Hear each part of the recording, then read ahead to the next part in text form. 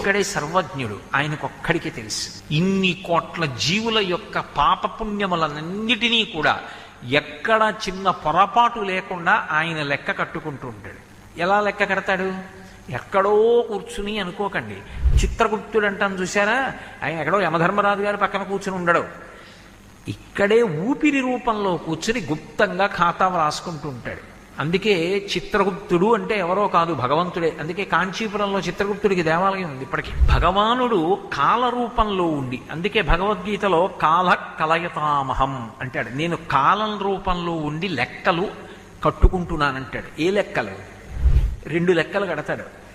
ఏ శరీరంలో ఏ జీవుడు ఎంతకాలం ఉండాలి, ఈ జీవుడు ఇందులోకి వచ్చాడు ఎన్నాళ్ళు ఉండాలి ఇందులో, ఎవ్వరికీ తెలియదు, ఒక్క ఆయనకే తెలుసు. ఆయన ఇక్కడే కూర్చుని గుప్తంగా లెక్కెడుతూ ఉంటాడు.